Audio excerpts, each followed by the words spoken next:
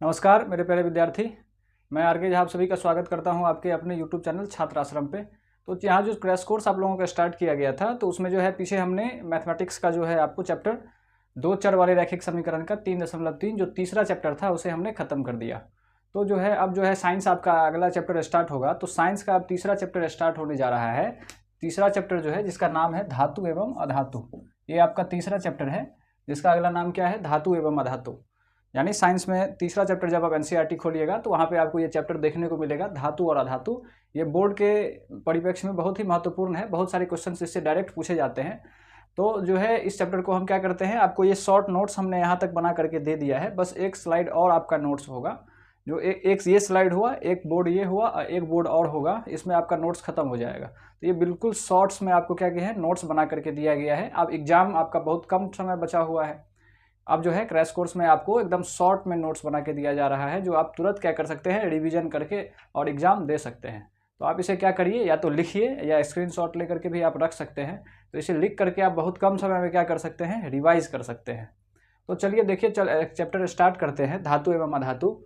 तो पहले आपको धातु पढ़ना होगा, फिर अधातु के बारे में बात करते हैं हम। तो धातु के बारे में देखिए, धातु के गुणधर्म क्या हैं। तो आप आज 7वीं 8वीं क्लास से ही पढ़ते आए होंगे धातु के बारे में, कि जोर से मारने पर टन की आवाज़ आती है। ये सब दो भौतिक गुण उसके हैं ही। अब जो है हम थोड़ा रासायनिक गुण भी इसमें पढ़ेंगे। इसमें 4-5 टॉपिक ही हमको पढ़ना है। धातु, धातु के भौतिक गुण और धातु के भौतिक गुण। इसके बाद धातु की रासायनिक अभिक्रिया कैसे करता है। इसके बाद जो है सक्रियता श्रेणी के बारे में पढ़ेंगे हम। तो 4-5 ही टॉपिक मेन है, इसमें ये चैप्टर क्या हो जाएगा, आपका खत्म हो जाएगा। तो उसी तरह से हम पहला क्या करते हैं, धातु के गुण पढ़ते हैं। जो 6ठी-7वीं क्लास में भी इस बात को आप पढ़ रहे होंगे, पढ़ चुके होंगे, 7वीं 8वीं में भी पढ़ चुके होंगे। बस इसमें आपको डिफरेंट थोड़ा सा रासायनिक गुण, आपको धातु के रासायनिक गुणधर्म जो यहाँ पे हम पढ़ेंगे वो थोड़ा सा आपको क्या करना पड़ेगा, याद रखना पड़ेगा। बाद बाकी सब पिछला ही है, तो डरने वाली बात नहीं है। देखिए यहाँ पे धातु के भौतिक गुण के बारे में पढ़ रहे हैं। तो पहला गुण है कि धातु में धात्विक चमक होती है। अगर आप धातु को काटिएगा, जैसे आप लोहा का रॉड है, कहीं पे जंग लगा है, तो जंग अगर लगा हुआ है तो क्या करिए, उसे उठाइए और उसे क्या करिए, आरी से जो है काटिए। काटने के बाद जो उसका जो यहाँ कटा हुआ पार्ट आप देखिएगा तो एकदम चमकता हुआ दिखेगा, एकदम बहुत अच्छा चमक होता है उसमें। जो नया धातु है वो तो चमकता ही, जैसे चांदी है, सोना है, वो तो चमकता है। लेकिन जैसे कि लोहा है, लोहा में जंग लगा हुआ है, एकदम आपको काला दिखेगा वो। लेकिन अगर आप उसे काटिएगा तो जहाँ पे काटिएगा वहाँ पे एकदम चमकता हुआ दिखेगा। तो उसका ओरिजिनल जो गुण होता है वो एकदम चमकदार होता है। तो वही यहाँ पे लिखा है कि धातु में एक धात्विक चमक होती है। धातु अपने शुद्ध रूप में चमकदार होते हैं। धातुओं का यह गुण धात्विक चमक कहलाता है। वो जो होते हैं अपने गुणधर्म में क्या होते हैं, शुद्ध रूप में चमकदार होते हैं। तो वही ये जो धातु का गुण है वो क्या कहलाता है, धात्विक चमक कहलाता है। इसके बाद आघात बढ़ियता। आघात बढ़ियता का मतलब आप पहले भी पढ़ चुके होंगे कि चोट मारने पर वो क्या होगा, टूटेगा नहीं। जैसे आप ईंट ले लीजिए, मान लीजिए ईंट है, ईंट को हथौड़ा से चोट दीजिए, ऊपर से ठोकिए, तो क्या होगा, वो टूट करके फैल जाएगा, एकदम क्षण भंगुर हो जाएगा, वो एकदम फैल जाएगा, बिखर जाएगा टूट टूट के। लेकिन अगर आप धातु को पीटिएगा तो वो भंगुर नहीं होगा, वो आघात वर्ध होता है। मतलब चोट को क्या करता है, सहन करता है। इसका मतलब है कि आघात वर्ध होना मतलब चोट को सहन करना, भंगुर नहीं हो जाता है, और चोट को सहन करके पतली चादर के रूप में फैल जाता है। अगर आप धातु को पीटिएगा तो पतली चादर के रूप में क्या हो जाएगा, फैल जाएगा, वो ईंट की तरह बिखर नहीं जाएगा। तो वही यहाँ पर दिया हुआ है कि धातुओं को पीट करके हम पतली चादर के रूप में परिवर्तित किया जा सकता है। यह गुण आघात बढ़ियता कहलाता है। अगर आप दूसरे चीज़ को, जैसे कोयला ले लीजिए या ईंट ले लीजिए, पत्थर ले लीजिए, अगर उसको आप पीटिएगा तो वो पतली चादर के रूप में नहीं बदलेगा, वो कैसा हो जाएगा, वो टूट टाट के खत्म हो जाएगा, भंगुर हो जाएगा। तो उसी तरह से वो सब अधातु के गुण हैं। अधातु में भी हम पढ़ेंगे, जब अधातु का भौतिक गुण पढ़ेंगे तो उसमें कहेंगे कि ये भंगुर होता है। भंगुर होने का मतलब फैल जाना टूट करके, लेकिन ये पतली चादर के रूप में क्या हो जाता है, बदल जाता है। तो धातु में सबसे ज़्यादा आघात भरे धातु जो होता है, सबसे ज़्यादा पतली चादर के रूप में बदलने वाला जो धातु होता है वो चांदी होता है। चांदी की आघात वर्धता सबसे ज़्यादा होती है, चांदी का सबसे अधिक आघात वर्धता होता है। तो ये आघात वर्धता का बात हो गया। अब देखिए तन्यता। आघात वर्धता और तन्यता में अंतर है। आघात वर्धता मतलब पीटने पर चोट को बर्दाश्त करेगा और चादर के रूप में फैल जाएगा, और तन्यता का मतलब खींच करके उसको लंबा बना सकते हैं। अगर आप बचपन में गांव ग्रामीण परिवेश से अगर होंगे तो आप इस बात को जान रहे होंगे कि क्या करता है, एक चॉकलेट वाला, मिठाई वाला, डमरू बजाते हुए नहीं आता है, एक बांस में लटका के रखता है, उसको खींचता है तो देखिए कितना खींचा करके लंबा तन्य होता है वो, एकदम उसका नाम मिठाई रहता है, चीनी की तरह लगता है, उसे खींचने पे कितना तन्य हो जाता है वो। तो तन्यता का मतलब खींचने पर कितना दूर जा करके वो नमड़ेगा, जैसे रबर को आप खींचते हैं तो कैसे वो नमड़ता है, उसी तरह से मेटल भी क्या होता है, अगर आप धातु को क्या करिएगा, खींचिएगा तो रबर की तरफ फैलेगा वो, मतलब तनेगा वो। तो तनेगा तो उसी को कहते हैं तन्यता। धातु को खींचकर पतले तार के रूप में परिवर्तित किया जा सकता है, तन्यता कहलाता है। आघात बाध्यता का मतलब चोट मार के पतला करेंगे, पतला चादर बनाएंगे। अब तन्यता का मतलब खींच करके उसको देखेंगे कितना खींचा रहा है, कितना दूर जा रहा है, कब तक नहीं टूट रहा है वो। तो जब जो सबसे ज़्यादा खींचेगा उसका तन्यता उतना ज़्यादा होगा। तो धातु में ही तन्यता ज़्यादा होती है, और धातु को अगर खींचिएगा तो कहीं नहीं जाएगा, वो टूट जाएगा। तो वही वाली यहाँ पे दिया गया है कि धातुओं को खींचकर पतले तार में बनाया जा सकता है, तन्यता कहलाता है। सोना में सबसे अधिक तन्यता होती है, सोना की तन्यता सबसे अधिक होती है। सोना में इतनी तन्यता होती है कि 1 ग्राम सोना, मात्र 1 ग्राम सोना को आप खींच करके 1 किलोमीटर दूरी तक ले जा सकते हैं। सोना में इतनी ज़्यादा तन्यता है कि 1 किलोमीटर दूरी तक 1 ग्राम सोना से आप उसको खींच के लंबा तार बना सकते हैं। तो ये तन्यता का बात हो गया, मतलब तीसरा गुण जो है धातु का वो तन्यता है। चौथा गुण जो है आपके पास धात्विक। धातु एक कठोर सतह पर टकराने पर ध्वनि आवाज़ उत्पन्न करती है। ये बहुत पहले से ही आप पढ़ते आ रहे हैं कि धातु को अगर आप चोट दीजिएगा, उसे टकराइएगा, किसी चीज़ से पीटिएगा, तो वो टन की आवाज़ क्या करेगी, उत्पन्न करेगी, वो टन का आवाज़ उत्पन्न करता है। तो ये चौथा गुण हो गया, आसान था, ये पहले से भी पढ़ रहे थे। पांचवा गुण है सुचालकता का। धातु में विद्युत तथा ऊष्मा का सुचालक होती है, सुचालकता कहलाती है। सुचालकता मतलब धातु को अगर आप विद्युत में, मान लीजिए अगर आपको करंट से, मतलब कि कहीं नंगा तार है, उसमें धातु को सटाइएगा तो आपको भी क्या लगेगा, करंट लगेगा। इसका मतलब क्या है कि वो धातु मतलब कि सुचालक है। सुचालक का मतलब अपने से हो करके किसी भी चीज़ को पास करने देना। जैसे उष्मा के बारे में आप जान सकते हैं, जैसे आप पानी गर्म किए होंगे तो सस्पेन जो है, या चाय बनाए होंगे तो सस्पेन को अगर आप डालते होंगे, अब तो आ गया है मेटल का लगा हुआ, मेटल के ऊपर में प्लास्टिक लगा हुआ, तो अब तो आपको पता नहीं लगता है। पहले एल्युमिनियम का आता था सस्पेन जिसको बोलते हैं, वो अगर उसमें पानी गर्म किए होइएगा तो उसको अगर आप गैस पे चढ़ाइएगा तो बिना कपड़ा पकड़े कभी आप धर लीजिएगा उसको, तो आपको पता लग जाएगा कि कितना वो भी गर्म हो जाता है। वो तो आग के नीचे नहीं होता है, वो जो डंटी होता है पकड़ने वाला, लेकिन वो भी क्या हो जाता है, गर्म हो जाता है। इसका मतलब है कि वो धातु जो है ऊष्मा का क्या है, सुचालक है।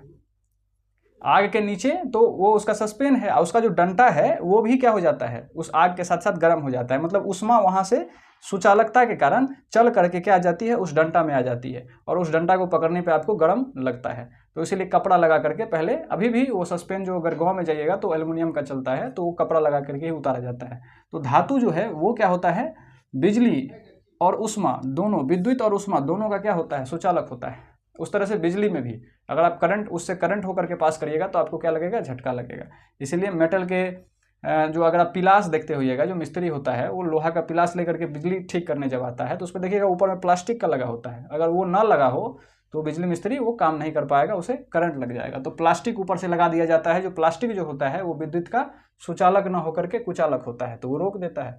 तो सुचालकता के बारे में आप समझ गए कि विद्युत धातु जो होता है विद्युत और ऊष्मा दोनों का सुचालक होता है। इसमें देखिए सिल्वर तथा कॉपर, सिल्वर और तथा कॉपर सबसे अधिक सुचालक होता है। चांदी सबसे अच्छा विद्युत का सुचालक चांदी होता है, इसके बाद कॉपर होता है। लेकिन हमारे पास मजबूरी है, कि चांदी तो महंगा है, तो हम चांदी का तार तो नहीं बना सकते हैं, तो चांदी का तार महंगा भी है, और चांदी जो है ज़्यादातर ऐसे ऐसे ऊपर नीचे करने पर टूट भी जाता है। तो वो जो है चांदी तो महंगा होने के कारण हम उसका यूज़ नहीं करते हैं। उसके बाद दूसरे नंबर पे कॉपर आता है, तो कॉपर का हम लोग यूज़ करते हैं। नहीं तो पता लगा कि चांदी के तार से वायरिंग करके चले गए, रात में क्या किया, चोर सारा का सारा काट के लेके भाग गया, या ऊपर से ही आप लेके आए तो पोल पर से आपका चोर सारा का सारा तार काट के लेके भाग गया, क्योंकि चांदी है उसके अंदर में, तो महंगा बिकेगा, तो वो टिकेगा भी नहीं। तो बिजली क्या है, आपके घर तक भी नहीं पहुँचेगा अगर चांदी का तार आपने लगा दिया तो ये वाली बात है। तो सिल्वर तथा कॉपर सबसे अच्छे सुचालक हैं। धातुओं के उदाहरण, अब देखिए धातु कौन कौन से धातु है, धातु के कुछ उदाहरण दिए गए हैं। इस तरह से लोहा, सोना, चांदी, कॉपर, जिंक, सोडियम, मैग्नीशियम। आप अगर पीरियोडिक टेबल देखे होइएगा तो इधर जितना लेफ्ट के तरफ जो भी है वो एस ब्लॉक और डी ब्लॉक के जितने भी एलिमेंट्स हैं लेफ्ट के तरफ जो हैं वो सब धातु के रूप में हैं, और पी ब्लॉक इधर बना होगा, पी ब्लॉक लिखा होगा, एक 6 गो लाइन होगा नीचे से, इधर राइट के तरफ जो होगा वो सब अधातु है। तो धातु पहचानने का तरीका है पीरियोडिक टेबल में वो लेफ्ट की तरफ होता है। तो ये सब जो है सब लेफ्ट में दिखेगा आपको, आयरन, सोना, चांदी, copper, zinc, sodium, magnesium, barium, potassium, manganese, platinum, ये सब जो है सब धातु हैं। और ये पीरियोडिक टेबल में आपको लेफ्ट यानी बाएं तरफ दिखता है, और राइट यानी दाएं तरफ जो होता है वो क्या होता है, आपको अधातु मिलता है। वहाँ पर ऑक्सीजन ये सब अधातु है, अभी आगे पढ़ेंगे, तो वो दाएं तरफ आपको मिलेगा। अब देखिए अपवाद, कुछ कुछ मेटल के साथ अपवाद है। आपने पढ़ा होगा कि धातु जो होता है वो कठोर होता है, रूम टेम्परेचर पर यानी कमरा के ताप पर जो होता है धातु कठोर होता है। जैसे लोहा कमरा के ताप पर अगर रखेगा तो कितना टाइट होता है, लेकिन कुछ उसके अपवाद हैं। जैसे मरकरी एक धातु है, मरकरी एक धातु है जिसको पारा भी बोलते हैं हम लोग मरकरी को, लेकिन वो कमरे के ताप पर क्या होता है, द्रव अवस्था में पाया जाता है। तो ये बार बार पूछा जाता है कि कौन सा ऐसा धातु है जो कमरा के ताप पर द्रव अवस्था में पाया जाता है। तो आपको आंसर करना है कि मरकरी यानी पारा। पारा लिखा रहे या मरकरी लिखा रहे, दोनों में से कोई लिखा रहे। मरकरी, जैसे आप अगर किसी का बुखार चेक किए हुईएगा, थर्मामीटर जानते हैं, तो थर्मामीटर में जो होता है वो पारा ही होता है, मरकरी ही होता है जो ऊपर की तरफ भागता है। तो वो जो लिक्विड फॉर्म में रहता है, द्रव अवस्था में रहता है, वही ऊपर की तरफ जाता है। तो मरकरी जो होता है वो द्रव अवस्था में, मरकरी एक ऐसा धातु है जो द्रव अवस्था में होता है। दूसरा अपवाद ये है कि धातु सामान्यतः कठोर होती है, लेकिन सोडियम और पोटेशियम धातुएं मुलायम होते हैं, इन्हें चाकू से काटा जा सकता है। दूसरी बात, कठोर होने के कारण वो बहुत कठोर होता है, उसे चाकू से तो नहीं काट सकते हैं। लेकिन सोडियम और पोटेशियम कठोर नहीं होते हैं, ये ऐसे धातु हैं जो कठोर नहीं होते हैं। सोडियम और पोटेशियम ये ऐसे धातु हैं जिसको चाकू से आप काट सकते हैं। अगर आप नहीं देखे हैं सोडियम को काटते हुए, तो मान लीजिए अगर आप पनीर को तो आप देखे ही होंगे, पनीर को जैसे आप चाकू से काट करके अलग कर लेते हैं, उसी तरह से सोडियम या पोटेशियम को आप चाकू से आराम से काट करके अलग अलग दो भाग में कर सकते हैं। ऐसा ये धातु होता है। क्या आप कल्पना कर सकते हैं कि लोहा को चाकू से आप काट करके दो भाग कर दें, लेकिन सोडियम और पोटेशियम को क्या कर सकते हैं, आप दो भाग में बदल सकते हैं। तीसरा अपवाद जो है गैलियम का है। गैलियम और सीजियम गलनांक बहुत कम होता है, जो हथेली पर रखने पर पिघलने लगता है। तीसरा ये है कि आप पढ़े होंगे कि धातु का जो है गलनांक, यानी उसको गलाइएगा तो बहुत ज़्यादा टेम्परेचर लगता है उसको भट्ठी में। अगर आप गए होंगे, जो लोहार होता है, लोहार लोग जो होते हैं उसमें अगर आप वो उनको काम करते हुए देखे होंगे, तो वो लोहा को क्या करते हैं, भट्ठी में डालते हैं, आप बहुत ज़्यादा टेम्परेचर उसमें देते हैं, फूकते हैं, हवा देते हैं, बहुत ज़्यादा टेम्परेचर देते हैं, तब तो वो लाल होता है, पिघलता नहीं है, गलता भी नहीं है, बस वो लाल होता है। उसे ठोक ठोक करके अपना जो बनाना है बना लिया। लेकिन सीजियम और गैलियम ये दो ऐसे मेटल हैं, ऐसे धातु हैं जो हाथ के टेम्परेचर पे, हाथ में आप में गर्मी है, टेम्परेचर तो है, इतने टेम्परेचर पे क्या हो जाता है, पिघल जाता है। सीजियम और गैलियम मतलब मात्र हथेली पर रखने पर हाथ में जितना गर्मी है, उसी गर्मी से क्या हो जाता है, पिघल करके द्रव अवस्था में चला जाता है। तो ये तीन अपवाद है, आपको ये पूछा जा सकता है, यही ज़्यादातर पूछा जा सकता है। तो ये आपको इतना ध्यान रखना ही रखना है। ये सब सबको पता होता है, लेकिन इतना बात किसी को नहीं पता होता है, बहुत कम लोगों को ही पता होता है। तो ये अपवाद को आपको ध्यान रखना है, ऑब्जेक्टिव में आपको यही अपवाद ज़्यादातर पूछा जाएगा। चलिए आगे चलते हैं। लेड, चौथा देखिए यहाँ पर चौथा भी अपवाद है। लेड तथा मरकरी उष्मा के कुचालक होते हैं। लेड और मरकरी जो है, लेड नहीं लेड, लेड तथा मरकरी जो होते हैं उष्मा, आप सारा धातु के बारे में आप पढ़े होंगे कि उष्मा के क्या होते हैं, वो सुचालक होते हैं, यानी उष्मा उससे होकर के पास करता है। अगर लोहा के रॉड को हम वहाँ आग में रख दें तो हमारा हाथ भी यहाँ पर क्या हो जाएगा, गर्म हो जाएगा, क्योंकि उष्मा चलते चलते हमारे हाथों तक क्या हो जाएगी, यहाँ तक पहुँच जाएगी लोहा में। तो लेकिन लेड और मरकरी दो ऐसे धातु हैं जो उष्मा के कुचालक होते हैं, इस बात को आप ध्यान रखिएगा। अब अगला टॉपिक है, धातु के बारे में तो पढ़ लिए, क्या है भौतिक गुण नहीं है, कैसा होता है, कैसे आवाज़ देता है, तन्यता, आघात, बढ़ेता, ये सब के बारे में पढ़ लिए। लेकिन अब आपको अधातु के बारे में पढ़ना है। धातु का ज़्यादातर उल्टा ही इसका गुण होता है। अधातु के भौतिक गुण के बारे में देखिए। अधातु सामान्यतः ठोस या गैसीय अवस्था में होती है। अधातु या तो आपको ठोस में मिलेगा या गैस के रूप में मिलेगा। जैसे ऑक्सीजन, ऑक्सीजन एक अधातु है, वो कैसा होता है, गैस के रूप में होता है। तो अधातु आपको सामान्यतः ठोस या गैसीय अवस्था में, गैस में मिलेगा या ठोस में, लिक्विड में ज़्यादातर नहीं मिलेगा आपको, यानी द्रव अवस्था में। अधातु में चमक नहीं होती है, बस इसका उल्टा, धातु में चमक होता है लेकिन अधातु में चमक नहीं होती है। अधातु को पीटने पर यह चूर चूर हो जाता है। अभी पढ़े थे आघात बढ़ेता, आघात बढ़ेता मतलब धातु को पीटने पर यह पतली चादर में बदल जाता है, लेकिन यहाँ पर यह कह रहा है कि अधातु को पीटने पर यह चूर चूर हो जाता है। जैसे आपको ईंट का एग्जाम्पल दिया, ईंट को अगर आप पीटिएगा तो वो चूर चूर हो जाएगा, न कि वो पतली चादर बनेगा। इसका यह गुण भंगुरता कहलाता है। इसका यह गुण क्या कहलाता है, भंगुरता, क्योंकि वो भंगुर है, भंगुरता कहलाता है, यानी भंगुर हो जाना, टूट के अलग हो जाना। इसके बाद अधातुओं में तन्यता नहीं पाई जाती है। यह भी बात है कि अधातु में क्या होता है, तन्यता नहीं पाई जाती है। अभी यहाँ पढ़े थे कि धातु तन्य होता है और इसका उल्टा बस तन्यता। तो ज़्यादातर गुण जो है इसके अपोजिट हैं। ये तन्य होता है तो ये अतन्य नहीं होता है। ये आघात वर्ध होता है, पीटने पर चादर बन जाता है, ये पीटने पर चूर चूर हो जाता है, यानी भंगुरता होती है इसमें, ये भंगुर हो जाता है। अधातु में विद्युत तथा उष्मा का कुचालक होता है। यहाँ पढ़े थे कि सुचालक होता है, अपने से होकर के पास करने देता है विद्युत को भी और उष्मा को भी, लेकिन ये क्या करता है, उष्मा को और विद्युत को पास नहीं करने देता है। तो ये आपका इसका ज़्यादातर अपोजिट जो होता है इसका गुण होता है। इसको बस आप लिख लीजिए, बहुत शॉर्ट्स में आपको ये नोट्स बना करके दिया गया है। उदाहरण के लिए देखिए, कुछ कुछ अधातु उदाहरण में दिया गया है। Oxygen, hydrogen, nitrogen, sulphur, phosphorus, chlorine, bromine, iodine, carbon, ये सब जो है सब के सब अधातु हैं। कार्बन जो है अधातु है, ऑक्सीजन, सल्फर अभी हम आपको बता रहे थे, हाइड्रोजन, नाइट्रोजन, ये सब अधातु है। ये सब जो है अधातु के रूप में आते हैं। ये आपको मिलेगा कहाँ? तो पीरियोडिक टेबल यानी आवर्त सारणी के दाएं तरफ, सबसे दाएं देखिएगा तो 6 कॉलम लिखा होगा, जो पी ब्लॉक ऐसे लिखा होगा कि पी ब्लॉक, उसमें जा करके आप देखिएगा तो ये सारा मिल जाएगा। ऑक्सीजन, हाइड्रोजन, नाइट्रोजन सब उसी में रहता है। इधर लेफ्ट जो है बाएं तरफ सारा का सारा धातु मिलेगा आपको। अब देखिए इसमें भी अपवाद हैं, जैसे धातु में अपवाद था इसमें भी अपवाद है, तो आप इस अपवाद को जरूर ध्यान रखिए, ये याद रहे न रहे, अपवाद आपको जरूर आ जाएगा। देखिए ब्रोमीन अधातु द्रव अवस्था में पाई जाती है। आपने पढ़ा कि ठोस और गैस अवस्था में मिलेगा आपको अधातु, लेकिन यहाँ पर अपवाद है एक कि ब्रोमीन एक ऐसा अधातु है जो द्रव अवस्था में पाया जाता है। तो बस ब्रोमीन को आप याद रखिएगा कि ब्रोमीन एक ऐसा क्या है? अधातु है, वो धातु नहीं अधातु है जो द्रव अवस्था में पाया जाता है। आयोडीन एक चमकीला अधातु, अभी आपने पढ़ा कि यह चमकीला नहीं होता है, अधातुओं में चमक नहीं होती है। यहाँ दूसरा नंबर, अधातु में जवानेता चमक नहीं होती है, लेकिन एक अपवाद भी है। अपवाद कैसे? कि आयोडीन एक चमकीला अधातु है, यानी इसमें चमक है। तो हर जगह होता है, लंका में भी एक विभीषण था, उसी तरह से यहाँ पर भी अधातु में भी एक विभीषण है। यानी ये कह रहा है कि चमक नहीं होता है, तो ये कहेगा कि नहीं मैं चमकूंगा, मतलब इसमें चमक होता है। तो अपवाद हर जगह होते हैं। इसके बाद कार्बन का अपरूप हीरा कठोर, देखिए यहाँ पर कार्बन का अपरूप हीरा जो होता है वो कठोर होता है तथा उष्मा का सुचालक होता है, तथा ग्रेफाइट विद्युत का सुचालक होता है। अभी आपने पढ़ा कि अधातु विद्युत तथा उष्मा का कुचालक होता है, उष्मा को नहीं जाने देता है, लेकिन हमारा ग्रेफाइट आपने पेंसिल से लिखा होगा, तो जो काला कलर का नीब होता है जिससे आप काला काला लिखते हैं वही ग्रेफाइट है।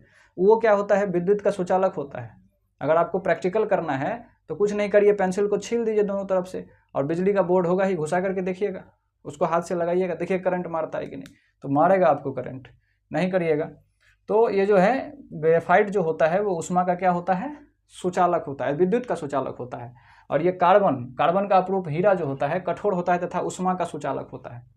कार्बन जो होता है, कार्बन का अपरूप हीरा जो होता है वो कार्बन का ही अपरूप है। कार्बन तो काला होता है, लेकिन देखिए उसका एक ऐसा अपरूप है जो दुनिया का सबसे चमकदार वस्तु है। तो कार्बन का अपरूप जो हीरा है वो कठोर होता है तथा उष्मा का सुचालक होता है। अभी आपने पढ़ा कि अधातु उष्मा का कुचालक होता है, अब विद्युत का भी, तो विद्युत का तो उल्टा हो गया ग्रेफाइट। यहाँ पे देखिए ग्रेफाइट एक ऐसा अधातु है जो विद्युत का सुचालक होता है, और उष्मा का सुचालक ये हीरा होता है, हीरा उष्मा का सुचालक होता है। तो अगर आप हीरा को कभी गर्म करिएगा, हीरा को कभी आप आग में फेंक दीजिएगा तो हीरा नहीं मिलेगा, फिर वो कार्बन डाइऑक्साइड बन के निकल जाता है, उड़ जाता है। यानी अगर आपके पास हीरा है नेचुरल वाला, और अगर आपने उसको आग में डाल दिया तो क्या होगा? वो नहीं मिलेगा आपको फिर से हीरा। इतना कठोर होने के बाद भी वो क्या हो जाता है? आग में जाते ही गैस बन के उड़ जाता है। इसके बाद ये हो गया इसके 3 कि ब्रोमीन द्रव में पाया जाता है, आयोडीन में चमक होता है, और कार्बन का अपरूप जो कठोर हीरा होता है वो उष्मा का सुचालक होता है, और ग्रेफाइट विद्युत का सुचालक होता है। ये दोनों याद रखिएगा, ग्रेफाइट विद्युत का सुचालक और हीरा उष्मा का सुचालक, ये दोनों याद रखिएगा। ये अपवाद पक्का ही आता है। इसके बाद देखिए ये तो हो गया धातु के भौतिक गुण, आइए हो गया अधातु के भौतिक गुण।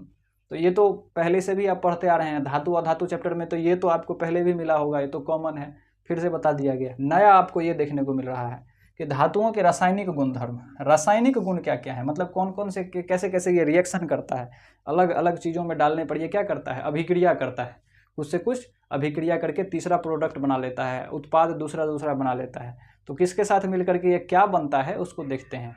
तो यहाँ देखिए छोटा सा यहाँ जगह नहीं था तो हम थोड़ा सा यहाँ कर दिए, छूट गया था। वायु के साथ अभिक्रिया करके ये क्या करता है? तो वायु के साथ जब आप ऑक्सीजन का अभिक्रिया करवाइएगा किसी भी धातु का क्या होता है? वायु के साथ जब आप अभिक्रिया करवाइए तो धातु का ऑक्साइड मिलेगा आपको। धातु का ऑक्साइड सबसे इसका कॉमन एग्जाम्पल है लोहा। लोहा को जब आप खुली हवा में छोड़ देते हैं तो वो क्या कर देता है? जंग लगा देता है, जंग लग जाता है। तो जो जंग है वो क्या है? वो जंग जो है जिसको आप ऐसे ऐसे जंग लगा हुआ लोहा को ऐसे नाखून से ऐसे गुड़े दिएगा तो एक पाउडर की तरह निकलेगा, वो जो पाउडर मिलेगा वही धातु का ऑक्साइड है। वो जंग वो धातु का ऑक्साइड है, यानी ऑक्सीजन के साथ अभिक्रिया करके क्या बना लिया है? वो ऊपर में धातु का ऑक्साइड बना लिया है। तो धातु जो है वायु के साथ अभिक्रिया करके लगभग सभी धातुएं ऑक्सीजन के साथ मिल करके धातु ऑक्साइड बनाती है, धातु का ऑक्साइड बनाती है। वही यहाँ पर दिया है कि धातु को जब ऑक्सीजन के साथ अभिक्रिया करवाइएगा तो धातु ऑक्साइड मिलेगा आपको। जैसे यहाँ पे देखिए धातु कॉपर है, कॉपर भी ऑक्सीजन के साथ अभिक्रिया करके कॉपर ऑक्साइड बना लेता है, CuO, यहाँ पे लिख दिया है हमने कॉपर ऑक्साइड। कॉपर ऑक्साइड को जैसे आप कॉपर का बर्तन, तांबे का जो बर्तन होता है, तांबा का मग उग अगर आप खरीदे होइएगा तो जब शुरू में लाते होइएगा तो बहुत ही चमकदार होता है, बहुत चमकता है नया में, और जब उसे कुछ दिन छोड़ दीजिएगा तो उस पर काला काला हरा हरा धब्बा पड़ जाता है पूरे ऊपर से नीचे तक। वो धब्बा क्या है, वो ऑक्सीजन के साथ रिएक्शन करके कॉपर ऑक्साइड बना लिया है, तो वो ही वो धब्बा है कॉपर ऑक्साइड का। तो धातु जब भी ऑक्सीजन के साथ अभिक्रिया करेगा कॉपर ऑक्साइड बनाएगा। तो इसका पहला एग्जाम्पल ये हुआ। अगर आपसे ये पूछ दे तो ये बता सकते हैं आप, एल्युमिनियम भी क्या है, धातु है, वो भी ऑक्सीजन के साथ अभिक्रिया करके Al2O3 यानी एल्युमिनियम ऑक्साइड बनाता है। एल्युमिनियम ऑक्सीजन के साथ अभिक्रिया करके एल्युमिनियम ऑक्साइड बनाता है। तो धातु कभी भी ऑक्सीजन के साथ अभिक्रिया करेगा, इधर पहचान लीजिएगा धातु है कि नहीं, तो धातु का ऑक्साइड बना दीजिएगा, बस यही है रिएक्शन कि धातु ऑक्सीजन के साथ धातु ऑक्साइड बनाता है। देखिए यहाँ पर एक और अभिक्रिया है, मैग्नीशियम ऑक्सीजन के साथ रिएक्शन करके मैग्नीशियम ऑक्साइड बनाता है। तो कोई भी धातु ऑक्सीजन के साथ अभिक्रिया करके क्या कहते हैं, धातु का ऑक्साइड बनाएगा। अब देखिए यहाँ पर अगला टॉपिक है उभयधर्मी ऑक्साइड। उभयधर्मी ऑक्साइड होने का मतलब क्या है, उभयधर्मी का मतलब होता है, इंग्लिश में इसको एम्फोटेरिक कहते हैं। उभयधर्मी को इंग्लिश में क्या कहते हैं, एम्फोटेरिक। एम्फोटेरिक का मतलब दोनों गुण दिखाना, मतलब कि ये जो है वो क्या करता है, अभिक्रिया करता है, ये अम्ल के साथ भी अभिक्रिया करता है और क्षार के साथ भी अभिक्रिया करता है। अम्ल और क्षार दो अलग अलग गुण वाले क्या हैं, पीछे वाले चैप्टर में आप पढ़े हैं कि अम्ल जो होता है स्वाद में कैसा होता है, खट्टा, वहीं क्षार स्वाद में तीखा होता है। दोनों के गुण अलग अलग होते हैं, तो दो अलग अलग गुण वाले से अभिक्रिया कर लेता है। इसी के कारण धातु के जो ऑक्साइड होते हैं वो क्या होते हैं, उभयधर्मी होते हैं, यानी वो अम्ल से भी अभिक्रिया करेगा और क्षार से भी अभिक्रिया करेगा। इसीलिए यहाँ पे लिखे हैं कि उभयधर्मी ऑक्साइड। इसमें लिखे हैं कि वे धातु ऑक्साइड जो अम्ल तथा क्षार दोनों से अभिक्रिया करते हैं और लवण तथा जल बनाते हैं, उभयधर्मी ऑक्साइड कहलाते हैं। उभयधर्मी का मतलब इंग्लिश में एम्फोटेरिक कहते हैं। उभयधर्मी का मतलब होता है कि दोनों गुण उसमें हो, अम्ल के साथ भी अभिक्रिया करने का और क्षार के साथ भी अभिक्रिया करने का, उसको उभयधर्मी कह सकते हैं। जैसे अगर इंसान दिन में भी देखे और रात में भी देखे, तो रात में भी देखे और दिन में भी देखे उसी तरह से, तो उसको क्या कहेंगे, उभयधर्मी। मतलब दिन में भी देखने का गुण है, रात में भी देखने का, दो उल्टा गुण दोनों उसी में है, तो उसको क्या कहते हैं, उभयधर्मी कहते हैं। तो उसी तरह से ये अम्ल के साथ भी अभिक्रिया कर लेता है और क्षार के साथ भी अभिक्रिया कर लेता है, इसीलिए इस ऑक्साइड को क्या कहते हैं, उभयधर्मी। तो इसमें एक एग्जाम्पल है, एल्युमिनियम का जो ऑक्साइड होता है आपको, एल्युमिनियम का ऑक्साइड वो अम्ल के साथ भी अभिक्रिया करता है और क्षार के साथ भी अभिक्रिया करता है। जैसे Al2O3 जब HCl के साथ यानी हाइड्रोक्लोराइड के साथ, हाइड्रोक्लोरिक एसिड के साथ रिएक्शन करता है तो क्या बनाता है, AlCl3। यहाँ पे देखिए ये लवण है, AlCl3 क्या है, लवण है, और H2O जल है। ये मतलब कि अम्ल के साथ भी अभिक्रिया करेगा तो क्या देगा आपको, लवण देगा और जल देगा, और क्षार के साथ भी अभिक्रिया करेगा तो लवण और जल देगा। कौन, उभयधर्मी ऑक्साइड यानी एम्फोटेरिक ऑक्साइड जो होगा, जो Al2O3 है, सबसे अच्छा एग्जाम्पल है। बस इसको याद कर लीजिए, आप रट लीजिए, अभी एग्जाम का टाइम है, बस आप रट लीजिए कि Al2O3 एक उभयधर्मी ऑक्साइड है। कैसे ये ऑक्साइड, कैसे समझ रहे हैं कि ये ऑक्साइड है, देखिए ना यहाँ पर एल्युमिनियम मेटल है यानी धातु है, और ऑक्सीजन क्या है, ऑक्सीजन वहाँ पे लगा है, O3 लगा है, तो ये क्या हो गया, धातु का ऑक्साइड हो गया, धातु ऑक्साइड है ये Al2O3। तो ऐसे जान करके आप समझ सकते हैं। तो धातु का ऑक्साइड Al2O3 जो होता है उभयधर्मी होता है। अम्ल के साथ अभिक्रिया करने पर भी लवण और जल देता है AlCl3 + H2O, और बेस क्षार NaOH सबसे अच्छा क्षार है हमारा, ये भी अगर अभिक्रिया करता है Al2O3 के साथ तो NaAlO3 देता है, सोडियम एल्यूमिनेट इसे कहते हैं, यहाँ नाम नीचे में लिखा है, अब प्लस वाटर दिया है आपको, पानी दिया है। तो जब भी उभयधर्मी ऑक्साइड अम्ल या क्षार के साथ अभिक्रिया करता है तो क्या देता है आपको, लवण या जल देता है। इस बात को याद कर लीजिए, पहले ही पढ़े हैं कि अम्ल क्षार दोनों आपस में अभिक्रिया करता है तो लवण और जल देता है, उसी तरह से इसको भी याद रख लीजिए आप। अब अगला है रासायनिक अभिक्रिया में, पहला तो हो गया वायु के साथ अभिक्रिया। तो वायु के साथ अभिक्रिया करने पर धातु का ऑक्साइड बनता है, और धातु का ऑक्साइड जो है दो उभयधर्मी गुण दिखाता है, कुछ धातु का ऑक्साइड उभयधर्मी गुण दिखाते हैं, उसको पढ़ लिए। अब दूसरा अभिक्रिया है कि जल के साथ अभिक्रिया करने पर धातु क्या देता है, धातु जल के साथ भी अभिक्रिया करता है। तो सामान्यतः धातु जल से अभिक्रिया करके धातु का ऑक्साइड तथा हाइड्रोजन गैस उत्पन्न करते हैं। यहाँ पर क्या, ऑक्सीजन के साथ अभिक्रिया किया तो धातु का ऑक्साइड दिया सिर्फ, यहाँ जल के साथ अभिक्रिया करने पर क्या होता है, धातु का तो ऑक्साइड देता ही है, अब प्लस जल भी, हाइड्रोजन गैस भी देता है। क्यों, यहाँ पर देखिए ऑक्सीजन के साथ, यहाँ पे सिर्फ ऑक्सीजन था तो इसके साथ चिपक करके CuO बना लिया, धातु का ऑक्साइड बना लिया। लेकिन यहाँ पे H2O होता तो हाइड्रोजन भी होता, यहाँ पर वाटर अगर होता, जल होता तो H2O होता, तो हाइड्रोजन भी होता, तो इसके साथ बगल में हाइड्रोजन भी निकलता, तो वही हाइड्रोजन का गैस वहाँ पर बगल में निकल रहा है। वही कह रहा है कि धातु का ऑक्साइड और हाइड्रोजन गैस उत्पन्न करता है। जिन धातुओं के हाइड्रोक्साइड जल में घुलनशील होते हैं, जल में घुल करके धातु का हाइड्रोक्साइड प्रदान करता है। पहली बात तो ये कि धातु जल में अभिक्रिया करके क्या करता है, धातु का ऑक्साइड देता है और हाइड्रोजन गैस देता है। जैसे यहाँ पर देखिए, ये है पोटेशियम। पोटेशियम को जब आप जल के साथ अभिक्रिया करवाएं, वाटर के साथ, H2O के साथ, तो क्या मिला, KOH, सोडियम हाइड्रोक्साइड मिला, और हाइड्रोजन यदि पोटेशियम हाइड्रोक्साइड मिला, और हाइड्रोजन गैस मिला। जैसे यहाँ पे देखिए आयरन, आयरन जब वाटर के साथ अभिक्रिया किया तो क्या मिला, धातु का ऑक्साइड, देखिए आयरन ऑक्साइड और हाइड्रोजन मिला। ये हाइड्रोक्साइड अभी मिल रहा है, अभी हम आपको बताएंगे हाइड्रोक्साइड का क्या खेला है। इस एग्जाम्पल को देखिए, अभी आपका ये वाला जो है, इसका ये एग्जाम्पल है कि आयरन जब वाटर के साथ अभिक्रिया करता है पानी के साथ, तो आयरन का ऑक्साइड और हाइड्रोजन गैस देता है। धातु का ऑक्साइड मिला और हाइड्रोजन गैस मिला। लेकिन अगला लाइन कह रहा है कि जिन धातुओं के ऑक्साइड जो होते हैं जल में घुलनशील होते हैं, हाइड्रोक्साइड जल में घुलनशील होते हैं, जिन धातुओं के ऑक्साइड यहाँ पर होगा, सॉरी यहाँ ठीक कर लीजिएगा आप, ऑक्साइड होगा, जिन धातुओं के ऑक्साइड जल में क्या होते हैं, घुलनशील होते हैं, वो जल में घुल करके हाइड्रोक्साइड प्रदान करते हैं। यहाँ लिख ही देते हैं हम आपको।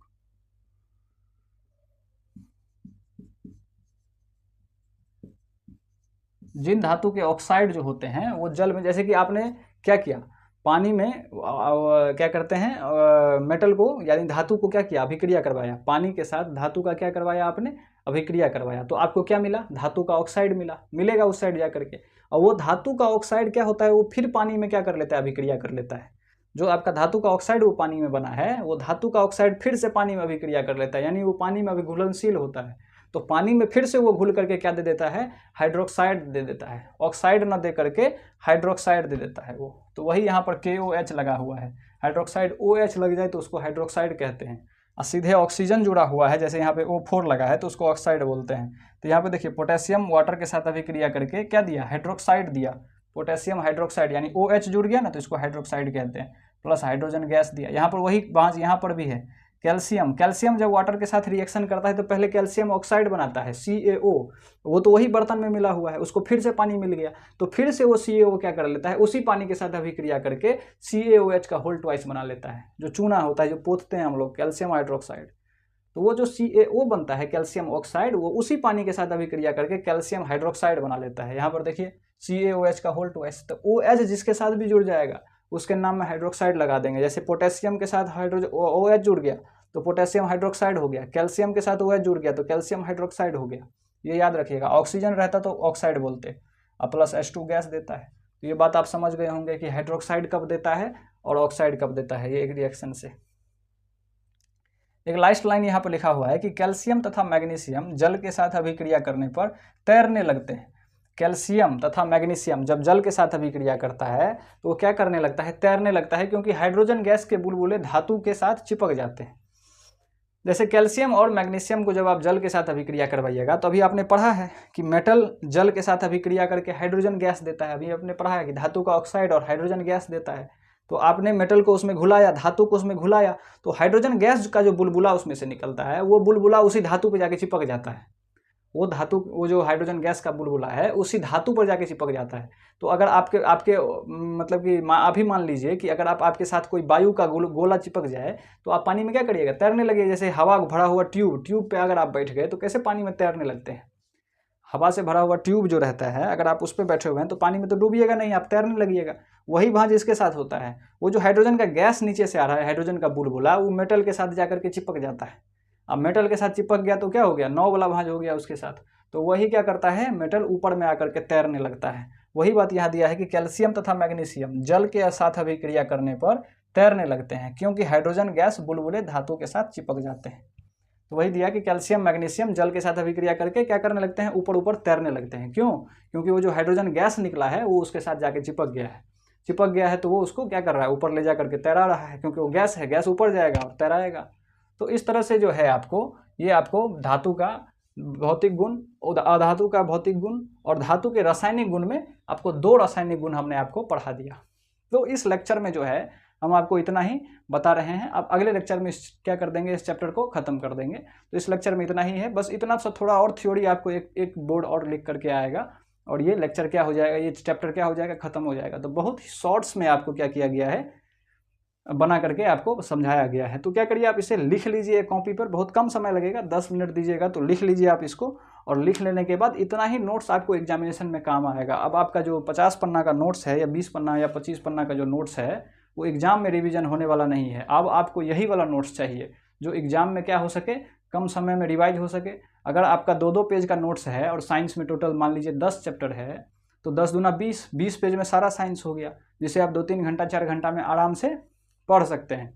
लेकिन आपका सारा का सारा नोट्स ही है आपका 300 पन्ना का, तो एग्जाम के टाइम में रिवीजन होने वाला नहीं है। तो अब आप छोटा नोट्स को यूज़ करिए, जो ये छोटा नोट्स है इसको लिखिए, इसको समझिए और इसी को पढ़िए बार बार, इसी को याद करिए तो ऑब्जेक्टिव भी बनेगा, आप बड़ा से बड़ा क्वेश्चन भी क्या हो जाएगा, लिखवा जाएगा। तो आप सभी को बहुत बहुत धन्यवाद। आप क्या करिए, इसका स्क्रीनशॉट ले लीजिए, हम यहाँ से हट जा रहे हैं यार, नहीं तो लेकर के लिखिए इसको, तभी जाके फ़ायदा होगा।